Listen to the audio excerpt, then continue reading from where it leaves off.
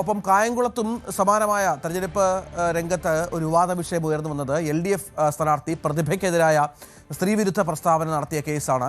അതിൽ ലീഗ് നേതാവ് ഇർഷാദിനെ police arrest ചെയ്തിരുന്നു. പ്രതിഭ നൽകിയ പരാതിയുടെ അടിസ്ഥാനത്തിലാണ് നടപടി എടുത്തത്. സ്ത്രീത്വത്തെ അപമാനിച്ചു അടക്കമുള്ള വകുപ്പുകൾ ചുമത്തിയാണ് കേസെടുത്തിരിക്കുന്നത്.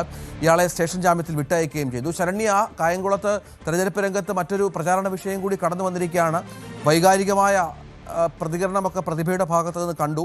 ഇപ്പോൾ കൂടുതൽ നടപടികളിലേക്ക് കടക്കുകയാണോ പോലീസും കമ്മീഷനും മറ്റും?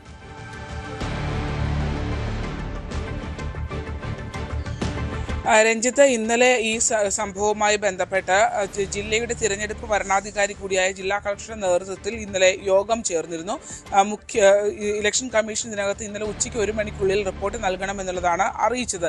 തുടർന്ന് ആലപ്പുഴ ജില്ലാ കളക്ടറും ഒപ്പം തന്നെ IT വിദഗ്ധർ അടക്കമുള്ള ആളുകളും ചേർന്നിട്ടാണ് യോഗം ചേർന്നത്. പിന്നീട് ആ ഒരു തീരുമാനം, അതായത് ഇത്തരത്തിൽ ഒരു അപവാദ പ്രചരണം നടന്നിട്ടുണ്ട് എന്ന വീഡിയോ ദൃശ്യങ്ങളടക്കം പരിശോധിക്കുകയും അതിൽ കൃത്രിമത്വം ഉണ്ടായിട്ടില്ല എന്നുള്ളൊരു വിലയിരുത്തലിലേക്ക് വരികയും പിന്നീട് കേസെടുക്കാനായുള്ള നിർദ്ദേശം ജില്ലാ കളക്ടർ നൽകുകയുമായിരുന്നു. അങ്ങനെ ഒരു റിപ്പോർട്ടാണ് നൽകിയിട്ടുള്ളത്. മാതൃകാ പെരുമാറ്റച്ചട്ടത്തിലെ ലംഘനം ഉണ്ടായിട്ടുണ്ട് എന്നുള്ള കണ്ടെത്തലുമുണ്ട്.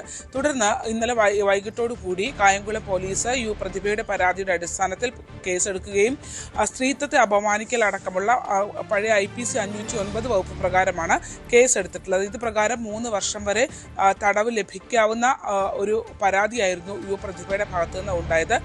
രാത്രിയോടുകൂടി ഇർഷാദിന്റെ അറസ്റ്റ് രേഖപ്പെടുത്തി അയാളെ സ്റ്റേഷൻ ജാമ്യം നൽകി വിട്ടയക്കുകയാണ് ഉണ്ടായിട്ടുള്ളത്.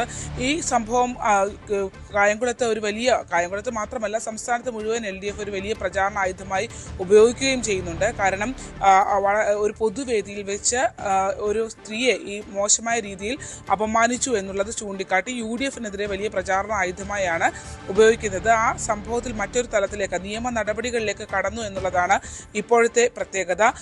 ഇതിൽ മാതൃകാ പെരുമാറ്റച്ചട്ടം അടക്കമുള്ള ലംഘനമടക്കമുള്ള കാര്യങ്ങൾ വരുമെങ്കിലും ഇത് UDF സ്ഥാനാർത്ഥിയെ ബാധിക്കാൻ ഉള്ള സാധ്യതയല്ല നിയമപരമായി എന്ന് തന്നെ ആണ് വിലയിരുത്തപ്പെടുന്നത്. കാരണം ആ പ്രസംഗം നടക്കുന്ന വേദിയിൽ ലിജുവിൻ്റെ സാന്നിധ്യം ഇല്ലായിരുന്നു എന്നുള്ളത് തന്നെയാണ്. ലിജു ഇല്ലാതിരുന്ന ഒരു സമയത്താണ് പ്രാദേശിക നേതാക്കന്മാർ ഉണ്ടായിരുന്ന വേദിയിൽ വെച്ച് ഇർഷാദ് ഇങ്ങനെ ഒരു പ്രസംഗം നടത്തിയിട്ടുള്ളത്. പക്ഷെ അത് ഒരു പ്രചാരണ ആയുധമായി LDF നിയമപരമായ പ്രശ്നങ്ങളില്ലെങ്കിലും പ്രചാരണ ആയുധമായി LDF ഉപയോഗിക്കുന്നുണ്ട് എന്നുള്ളതാണ്. നേതാക്കന്മാരുണ്ടായിരുന്ന വേദിയിലാണ് ഇങ്ങനെ ഒരു സംഭവം നടന്നു എന്നുള്ള രീതിയിലാണ് UDF പറയുന്നത്. അതോടൊപ്പം തന്നെ നമുക്കറിയാം പ്രതിഭ വളരെ വൈകാരികമായാണ് ഈ വിഷയത്തോടെ പ്രതികരിച്ചത്. അത്തരത്തിൽ പ്രതിഭയുടെ ചിത്രങ്ങളടക്കം എല്ലായിടങ്ങളിലും പ്രചരിക്കുന്ന ഒരു സാഹചര്യമുണ്ട്. കടുത്ത മത്സരമാണ് ഇത്തവണ കായംകുളത്ത് നടക്കുന്നത്. അങ്ങനെ നേരത്തെയുള്ള വർഷങ്ങളിൽ അല്ലെങ്കിൽ നേരത്തെയുള്ള ടേമുകളിൽ LDF അവിടെ സിറ്റിംഗ് MLA ആണെങ്കിൽ പോലും ഇത്തവണ ഒരു കടുത്ത മത്സരത്തിലേക്ക് കായംകുളം കടന്നിരുന്നു. കഴിഞ്ഞ ദിവസം ലിജു തൻ്റെ തെരഞ്ഞെടുപ്പ് പരാജയങ്ങളെക്കുറിച്ച് അതിവൈകാരികമായ രീതിയിൽ അദ്ദേഹം വോട്ട് അഭ്യർത്ഥിക്കുന്ന ദൃശ്യങ്ങൾ പുറത്തു വന്നിരുന്നു. അതിനുശേഷം പിന്നീടാണ് ഈ പ്രതിഭയുടെ വിഷയം വരുന്നത്. അതും മറ്റൊരു തരത്തിൽ വൈകാരികമായ രീതിയിലേക്ക് കാര്യങ്ങൾ മാറി.